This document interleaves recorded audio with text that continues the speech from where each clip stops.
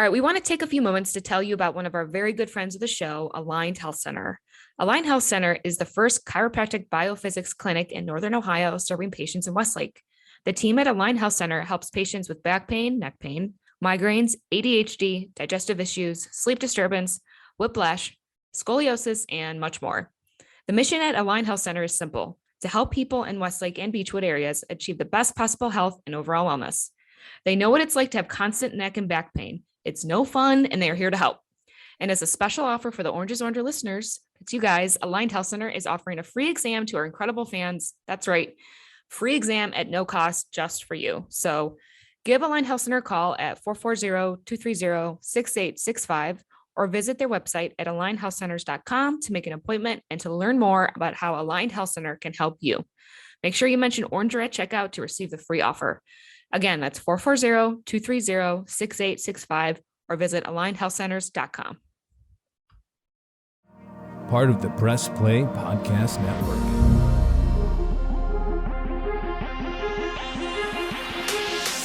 Forty-five, 50, 45, 40. Run, William, run! He's got blockers in front. 5, touchdown! Joshua Cribbs turns disaster into a score. Kick block. They block the kick.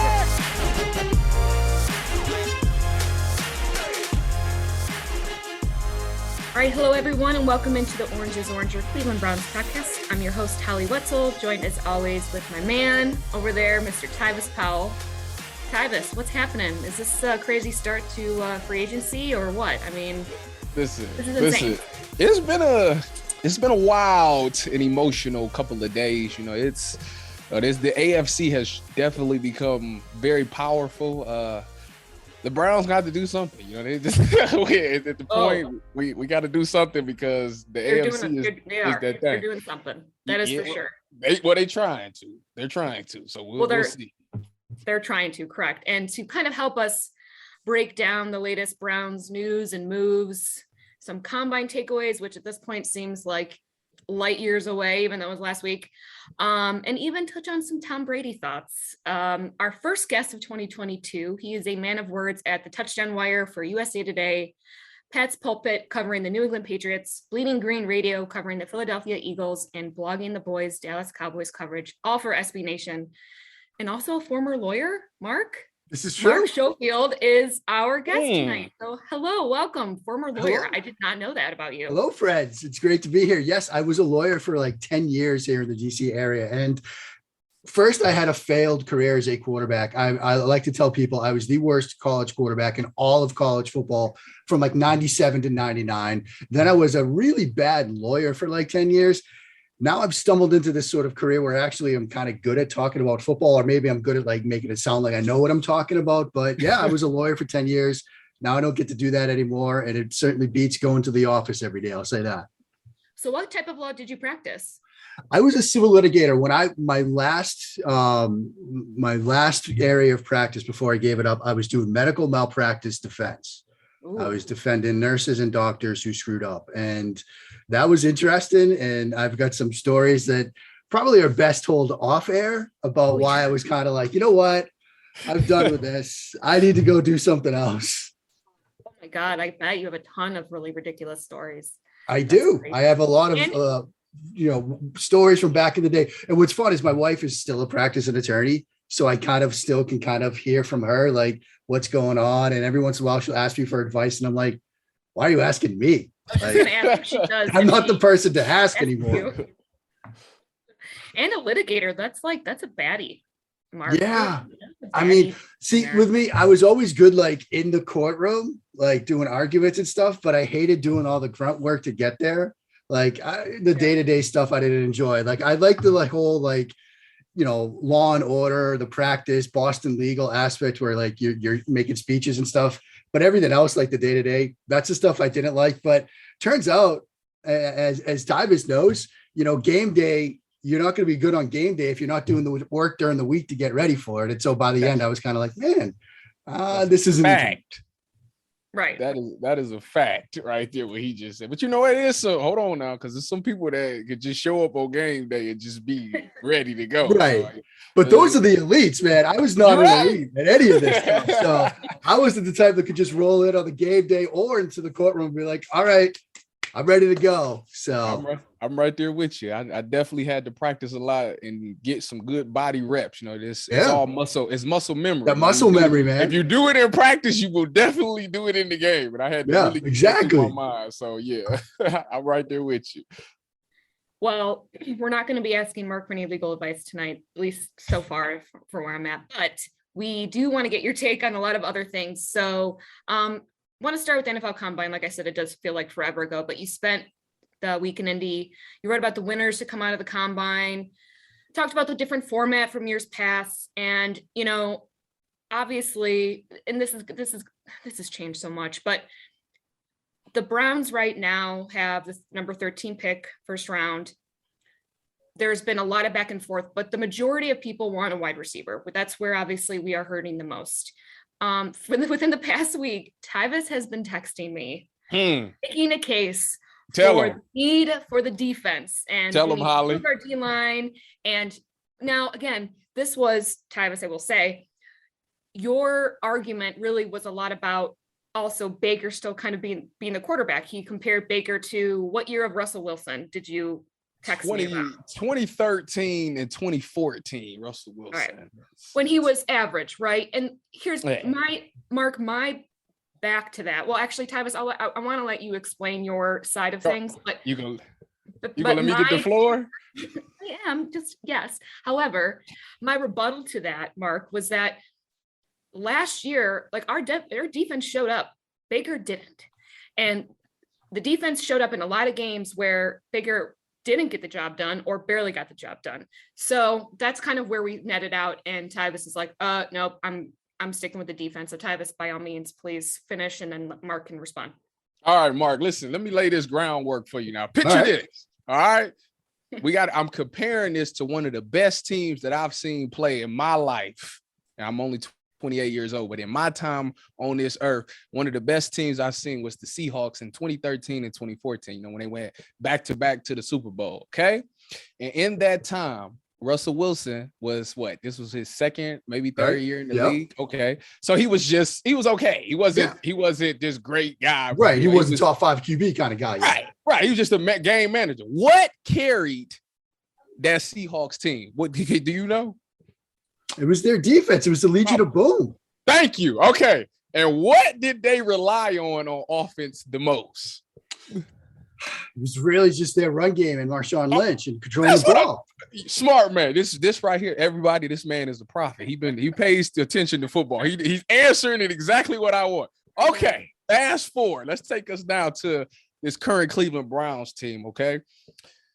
They have some pieces right now, okay? Now, I'm not going to call them the LOB, but they got some pieces that can potentially be great. And with this, they're running a pretty similar, if not the same scheme as Seattle was running back in that day. I know because I was in San Fran, and obviously Joe Woods came from San Fran. He run the same style of defense. But anyways, you got Myles Garrett, great piece. You got two corners who actually rated like top 10 in coverage this year. Okay. So boom, we got two corners. Boom. Safeties.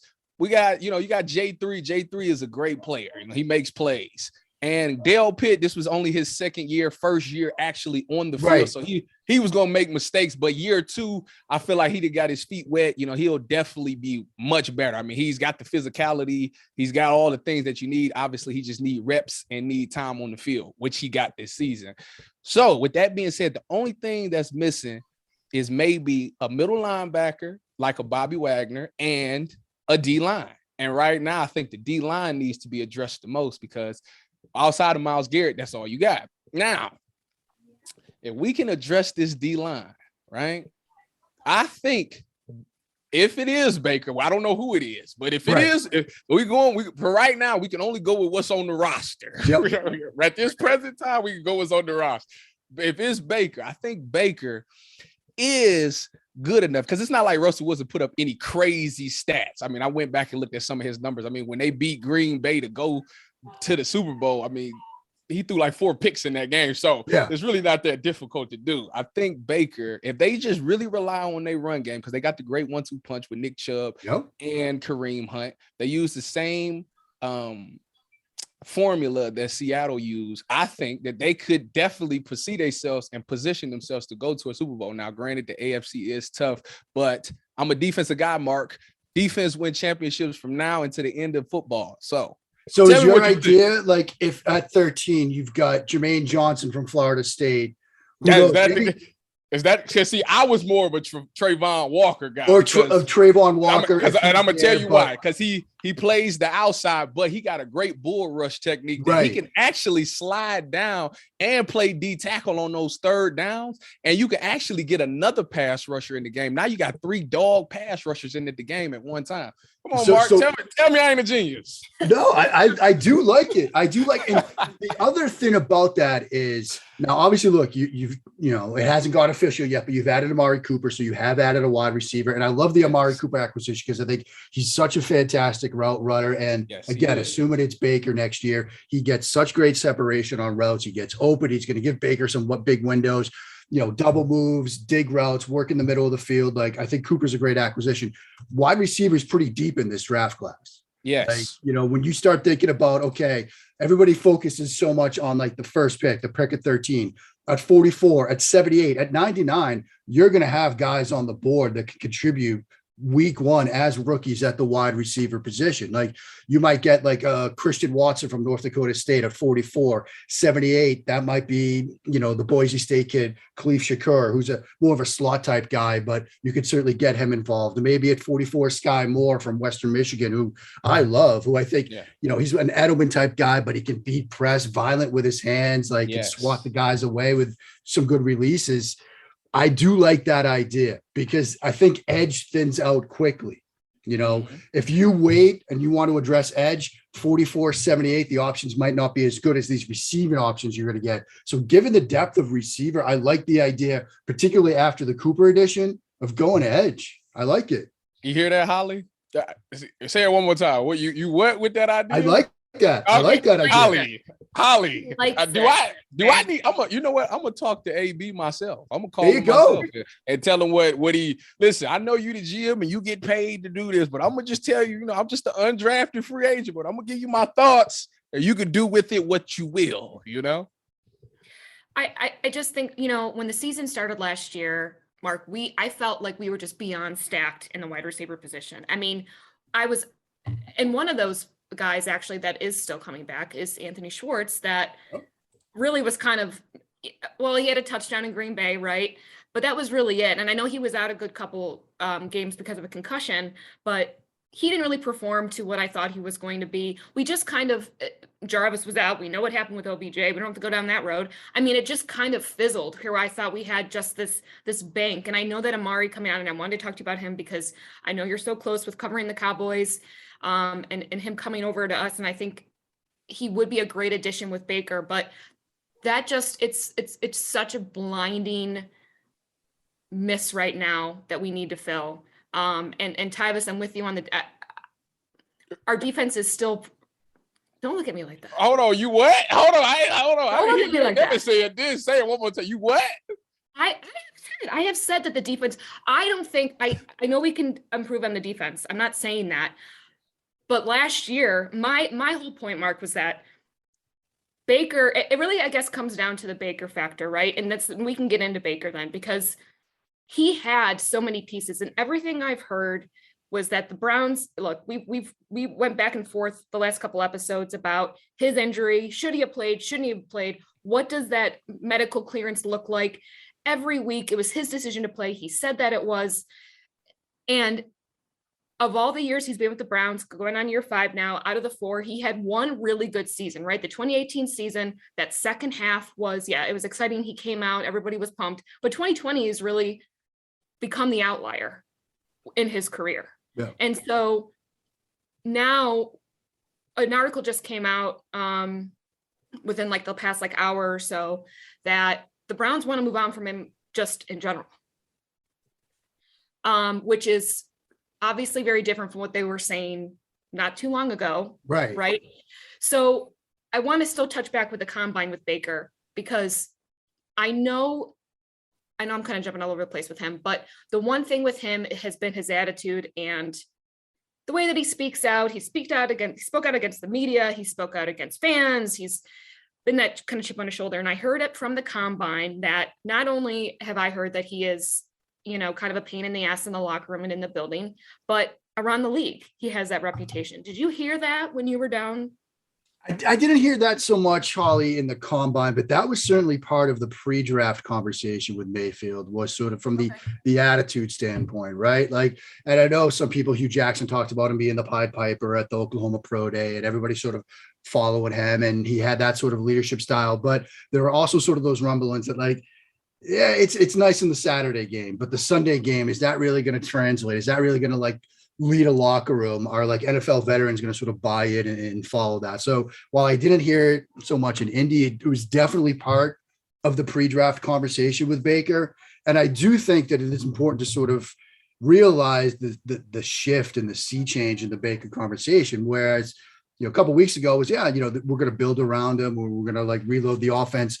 And now with them meeting with Deshaun Watson's representation, it's clear that there's now this idea that, look, we need to improve at the quarterback position. And perhaps what happened with the Rams this year has moved that needle, where you're looking at, this Kevin Stefanski, Sean McVay, Kyle Shanahan offense, outside zone, wide zone, boot action, play action heavy. It got the Rams to one Super Bowl with Jared Goff, but they couldn't get over the hump. And then they go out and they get the quarterback that they think is an upgrade over Goff. And what do? They win a Super Bowl. And so now what are we seeing? We're seeing teams sort of like the Denver Broncos, where a quarterback away, we're going to go get Russell Wilson. And now teams are talking with themselves into Deshaun Watson, even teams like the Browns that have an established starter at the quarterback position. And so I think that has sort of shifted things. And so I do think that the conversation about Baker has shifted. And I do think that whether they land Watson or not, it does almost feel like Baker's days are numbered in Cleveland. Mm-hmm. Yeah. I mean, the fact that it's changed this quickly with him, I just feel like I've been over it now for a while, and I'm bummed because I wanted Baker. I wanted him when they drafted him. But it's just become to a point where I'm ready to move on. I mean, look, I poke my head into Cleveland Browns Twitter every day, and it's been this, like, Baker debate. Toxic place, isn't it? It's been this Baker debate. And look, I wrote after, I think it was the Vikings game, I basically wrote the piece, like, is Baker going to be the long-term answer or not? Like, the Browns are facing the decision, and the way he's playing right now, it's making it tougher that, like, they're going to go all in for a, big money long-term extension for him. And I wrote that back in, like, October, and it's been this never ending conversation with Mayfield. And, I think the injury certainly hurt him this year with his performance on the field. I do think that there were throws that he was missing, opportunities that he was missing, concepts and routes that he was missing because he didn't trust his arm. Like, he didn't have that, and it hurt his mechanics. He became more of an upper body thrower. He's always been a very torquey thrower, where he generates a ton of power in his upper body, but that came into play more. He was missing throws as a result. And so I think trying to play through the injury, while it might have, inspired the guys around him, you see your quarterback, your leader fighting through that, playing with the harness and everything, it hurt his performance on the field. And as a result, that probably also plays into the idea that this organization feels like they want to move on from him. And Stefanski didn't pick Baker. Like, that's the other thing to remember.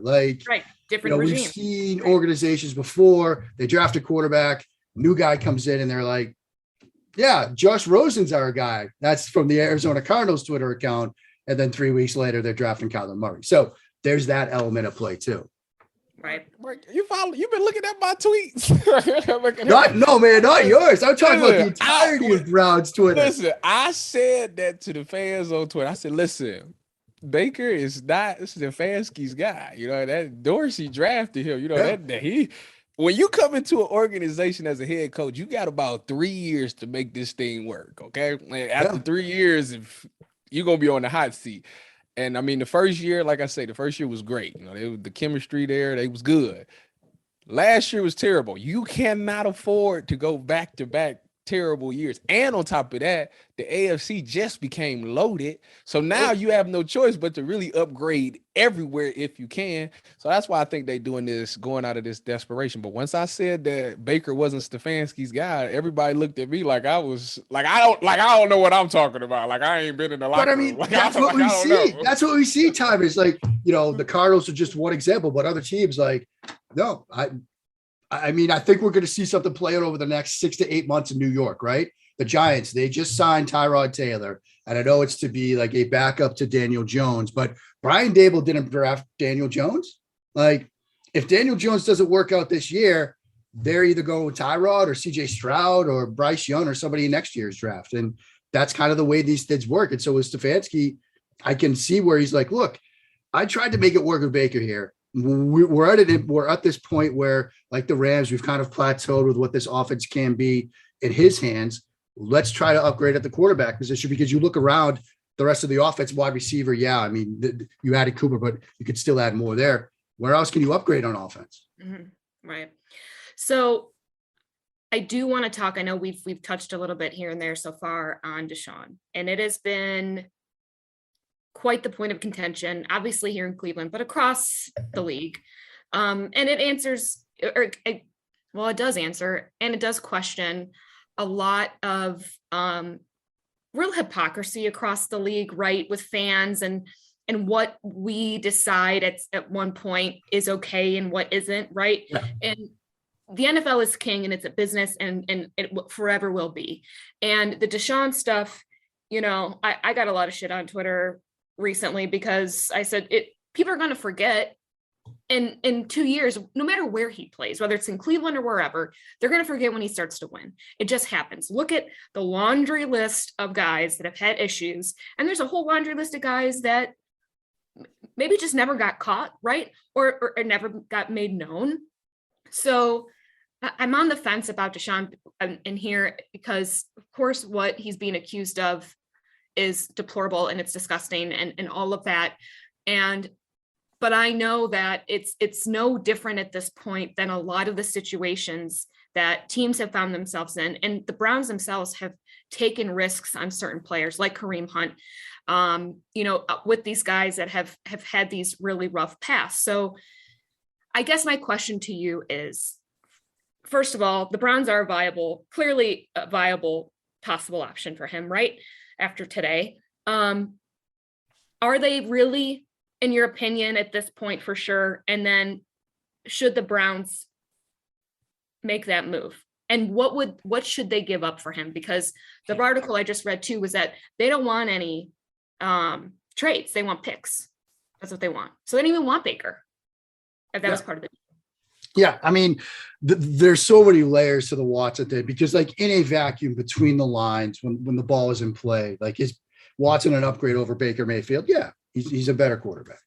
But there's obviously a lot more that's going to go into that calculus if you're an organization deciding to make that move. What you're going to give up in terms of draft capital and players, because Houston wants players too.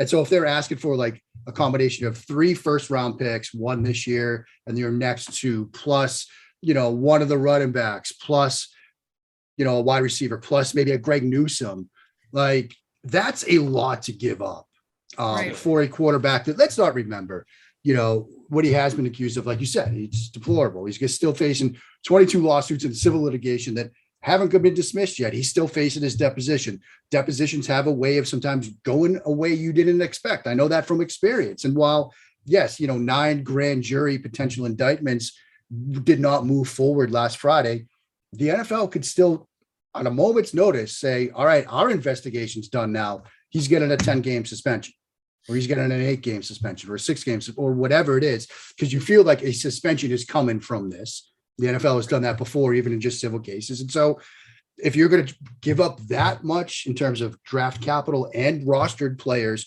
for a player that might not be there for 7 games or 8 games or something like that, that's a lot to give up. And then there's, of course, like you said, I saw what you were talking about it on Twitter today, Holly. Eventually people will move on. If he wins, people will forget. But there's also the cost up front of trying to, sell your fan base on, we're going to go trade for this guy and we're going to make him the face of our franchise. Now, with respect specifically to the Browns, do I think they're in the mix? Yeah, they just met with him. But I really feel like Carolina, David Tepper, that owner has basically said, we have to take a swing at quarterback. We got to swing for the fences here. They were rumored to be in the mix for Rodgers. They were rumored to be in the mix for Wilson. And I feel like, and all the reporting that I've read from people that have talked to those down in Carolina, Tepper's just going to basically say, I'm going to do whatever I have to do to get this done. If we have to 3 first-round picks, Jeremy Chin, Brown, the pass rusher, like if we have Barnes, the pass rusher, if we have to do that, we're going to pay that. So I feel like he's going to end up in Carolina.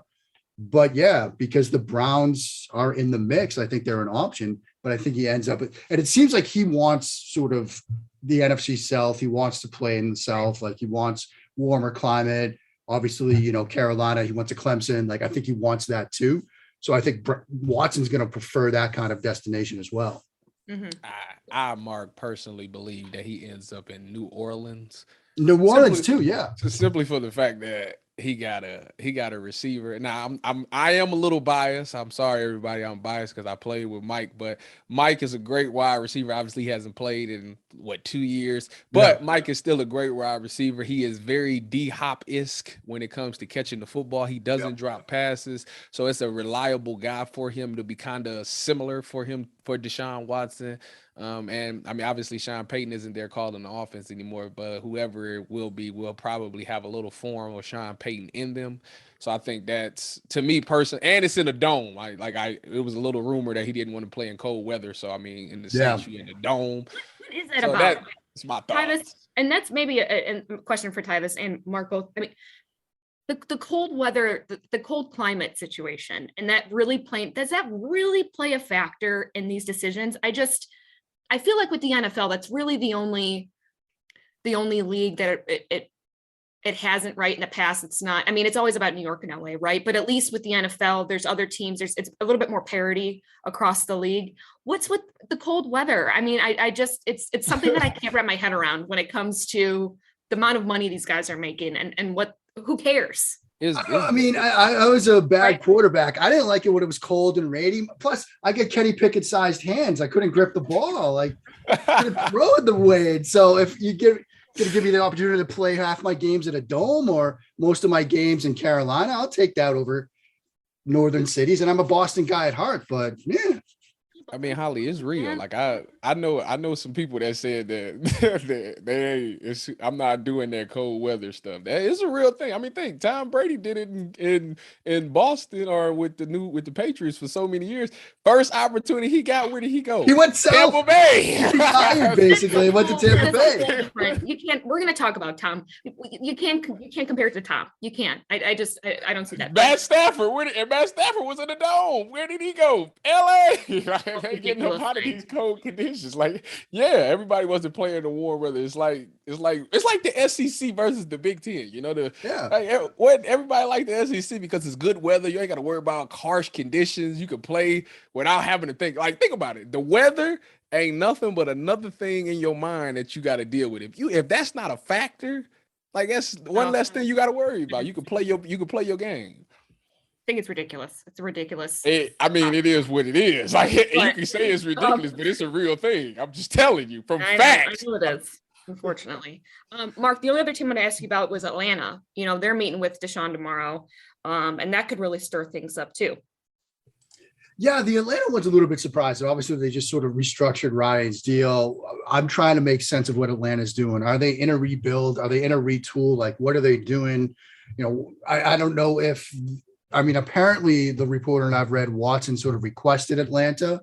Now, maybe he feels like, look, playing, he wants to be in the NFC South. He wants to play perhaps with Kyle Pitts. Like maybe the Arthur Smith offense is a system that he feels like, yeah, I could run that really well, play action, move around a little bit. That would be a nice little system and a scheme for me. So the fact that Atlanta sort of got into the mix late and they're meeting with him on Wednesday, we're recording Tuesday night. Maybe it seems like Atlanta's going to jump into it. Then, Matt Ryan becomes available. Where does Ryan go if that's eventually what happens? If Watson goes to Atlanta, where does Ryan go? Does he go Seattle? Does he go, some other team that might be a better quarterback? Does he go to Carolina? I mean, that could be a landing spot for him, or even New Orleans. Do we see just this little shuffle of NFC South quarterbacks a little bit? We might see that as well. But Atlanta getting into the mix has kind of changed things a little bit Because now you start thinking, all right, well, draft purposes, if suddenly Houston has picks at 3 and 8, they could take some key players away. They could draft an edge with one of those players. They could draft your boy from Georgia at 8. And then wouldn't that be something? Yeah. Wouldn't that be something? Well, we'll see. I mean, they would never trade Matt Ryan to their own division. No, I mean, it would have to be they'd have to get him out of the division. Yeah. I don't know, man. Well, it'll be interesting, that's for sure. Well, Mark, we're going to take a quick break, and then I want to finish up with you and just talk to you a little bit about Tom Brady. So we'll be right back. Hey everybody, it's Sam Amico from Cavs on the Break NBA podcast. Be sure to give us a listen for all your Cleveland Cavaliers recaps, analysis, breakdowns, draft talk, free agency. The list goes on and on. Give us a listen, Cavs on the Break NBA podcast. Looking for new insights on the Cleveland sports scene with a unique side of Cleveland sports history? Then you found the perfect podcast. I'm John Sable. And I'm Scott Sable, and we're hosts of the Sable Brothers on the Baseline podcast, a podcast about Cleveland sports, but not your typical podcast about the land's sports teams. Join us as we embark on a journey of sharing a unique and historical side of Cleveland sports history with the help of some former Cleveland sports stars and other historical figures. All right here on the Sable Brothers on the Baseline podcast, part of the Press Play Podcast Network. All right, we are back on the Orange is Oranger with Mark Schofield of the Touchdown Wire and a laundry list of other fantastic, amazing accolades that he preoccupies his time with. So glad that he took the time to sit with us tonight. Mark, I want to finish up and just talk a little bit about Tom Brady. First of all, I've over the past, 5 or 6 years, because when he first started, right? Nobody liked Tom Brady. Well, as time has gone on and he's just become this unbelievable, one of the best football players, if not the best, to come around. And it's just so funny to me that he's back, right? Did you at any point think that this was an actual possibility that he was going to come back? I mean, it's weird. I sort of vacillated on it. When you're in Indianapolis and you see some of the interviews that came out where he's talking about who knows what the future holds. And, right. He's saying things like that. You're like, he's coming back. But the game against the Rams, seeing him walk off the field, seeing him linger, right? That was a very un-Tom Brady thing to do. When Tom Brady loses a playoff game, he's gone. And I say this as a Patriots fan who watched him run off the field after they lost to the Eagles and other playoff games. He's like, I lost, I'm out. I'm not lingering. You see him at the 50-yard line with Eric Weddle, saying hello and catching up after the game with Odell, with some of the other guys on the Rams. That had a sense of finality to me. When I saw that, I'm like, oh yeah, he's retiring. And then you see the comments coming out where it's like, oh, well, maybe he will come back. And then you see him with Ronaldo on Saturday when he's traveling with the Glazers to Man U. And Ronaldo asks him, are you done? He's like, I don't know. That really sort of opened the door. But at the same time, I was with my mom and dad on Saturday afternoon, early evening. And my mom asked me point blank, she's like, is Brady coming back? And I'm like, no, he's not going to come back, Mom. He's done. And my mom's like, okay, well, we'll see. Because I'm hearing a lot of stuff. I'm watching stuff too. And sure enough, less than 24 hours later, my mom's texted me. I told you so. I told you he was coming back. I think what probably happened is similar to the discussion we've been having, right? Tom Brady's looking around. He sees that the AFC is loaded. He sees that, yeah, Rodgers is back, so the Packers will probably be good and the Rams will probably be good, but NFC is kind of wide open, He's got an opportunity to go back to Tampa Bay. They're bringing most everybody back. They franchise tag Godwin. Obviously, you've got Evans there, so you've got weapons. I'm sure Gronk's going to be like, all right, Tom, I guess we're playing football again. I'll go get my football pants. They get a chance to make another run. And so I think Brady's just kind of in the mindset. I was still playing well. I was still throwing darts in that divisional round game. I was still moving around in the pocket. My last throw looked like it was going to be a touchdown pass that got us that win. Feel bad for the guy that paid $500,000 for that football, but that's another story. I know. He better get some type of yeah, right. I'm going to step in and be like, just kidding. I'll give you it when I do retire next year, whatever. Yeah, I mean, Brady can give him some stuff. He'll give him a Bitcoin like he did to somebody else. But yeah, I do think that Brady was just looking around and saying, I can still play well and I can still potentially win a Super Bowl. And as somebody, I will say, as somebody that's 7 months older than Tom Brady, it makes me happy that he's coming back. Because as long as there's at least somebody that's my age, like still playing, I feel like, okay, I'm not that old yet. But once he officially hands him up, then it's bad enough you get like Sean McVay winning Super Bowls and he's like, 12 years younger than me. Like, at least I get Brady still playing. That makes me feel okay. That's true. I did. Maybe you tweeted that, Mark. I did see that it's like, as long as he's still in the league, you still feel kind of young. Yeah, but once he hands them up, it's like, all right, man. Now I'm really washed. Okay, I'm like officially washed. I kind of feel bad for you two right now because I can't relate. I feel like an outcast. But Mark, you want to know what? Okay, and I know I don't look it. I know. You don't have to keep telling me that. But I am 37, and Tyvis likes to try and tell me about life, and I'm like, nope. I mean, Holly, I'm a very knowledgeable guy in life. I've dealt with a lot of situations in my life that you'd be surprised. But anyway, that's for another story. Mark, you want to know what? I'm gonna tell you what really happened with Tom Brady. You know why he came back? I told Holly this. He was sitting at their house, and you know what? Giselle was like, hey Tom, I'm going to the store. Can you watch the kids for a second? He's like, yeah, sure, honey, do your thing. Them kids got to jumping around and it was breaking stuff. He said, you know what? Forget this. Yeah, I'd rather go get smacked in the mouth by Aaron Donald than deal with this. Like, I'm done. Go back to practice. Yeah. He said, forget all this. I'm about to go back to playing football. I'd rather get hit than this because them kids is a lot to handle. So I think that's what happened, in my personal opinion. Yeah. So can't really blame the guy. Well, I, for one, am happy that he's back. I think it's great. I think it's such a cool story and his whole legacy. And I think it's hilarious that he turned the tables on everybody, especially Adam Schefter. And that's also it. Like, is this a spite on retirement? Like, was this just like, oh, Schefter, you're going to try to like steal my thunder? I'm not really retired. Yeah, I'm doing it on my terms. So I think there's that. And I also appreciate, as somebody that like saw like the stoic, like, reserved, I'm not going to show my cards, Tom Brady, when he was in New England. The guy we're seeing now that's like doing podcasts and like, obviously has a team of people, but like his social media presence and like this like different side of Brady. I think that's been fun to see. So I'm glad we'll get like one more year of that, because it's been fun to see him sort of come out of his shell and show a bit more of a personality than just like, yeah, well, we're on to Cincinnati. We're on to Cincinnati. We're going to play Cincinnati next week. And that was it. Like, I like seeing this side of Brady. So we get another year of that too, which is cool. Yeah. Yeah. Well, winning does that to you. Everything just goes away when you win. So, and you know what else does that, Holly? The Florida sun. Well, oh my God. Come on. Everyone needs to man up. Listen. Everybody, Holly, I'm telling you, it's different. It's a different ball game. Weather person. All right. And then that's a good old grit of growing up.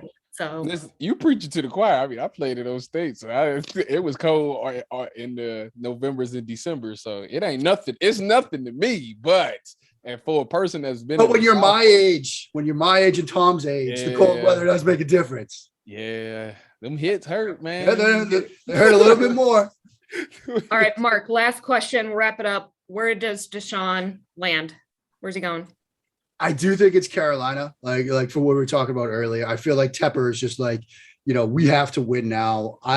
He's got a ton of money. It seems like this is the aggressive move that he wanted to make at the quarterback position. And, in talking to people that cover the Panthers, they seem to be of the mind that like, yeah, Tepper's going to find a way to get this done. Now, Watson apparently has like, things that he wants to see in his next team: a good offensive line, a good run game, weapons to throw to. I don't know if Carolina can check all those boxes, but in the end, Tepper might do whatever he has to do to get it done. And CMC gonna still be there. Yeah, I mean, that will be the thing, right? Like, I don't know if you're Carolina, if you're going to part with him too, but. All right, I lied. One more question. I got one more question. Last one now. Okay, who's the quarterback of the Browns starter 2022? Oh gosh, that's the tough one. Mariota. Sitting here right now, Marcus Mariota. Yeah, Mariota, Garoppolo. I mean, do those names? I I'd take Garoppolo in a lot of different ways. Yeah. I'll play with Jimmy. I mean, look, is Garoppolo a massive upgrade over Baker? No, but I think he can certainly run this offense. I think he'll, he could be an effective quarterback. Certainly he's gotten to one Super Bowl, got him to an NFC Championship game last year. And I think you have to give Garoppolo a little bit of credit, right? Because he saw San Francisco trade up. They were clearly going up for a quarterback. They draft Lance. Garoppolo says, all right, I'm going to go out there and compete. Not a lot of guys handle that way. I mean, there's a guy playing in Washington now that probably wouldn't have handled it that way. And Carson Wentz, we've seen, what teams drafting a quarterback did to him. Garoppolo sort of handled it well and took care of things. And so Garoppolo wouldn't not be a bad option. Man, Mark, you don't follow you. Do you be looking at me on Twitter? I did my homework, Titus. I did my homework.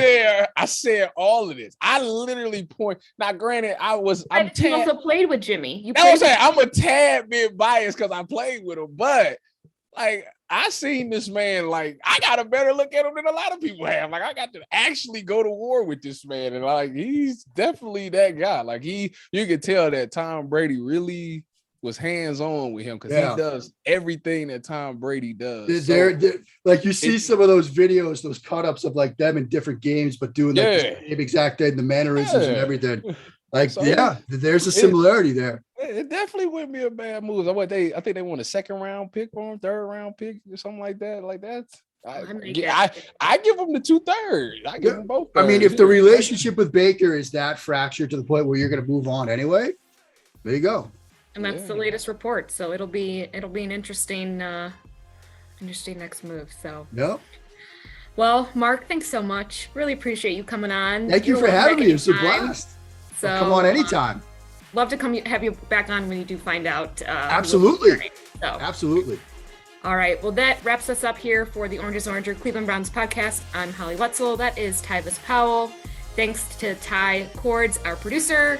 Make sure you like and subscribe on Apple Podcasts for the Orange is Oranger Press Play podcasts, and go Browns.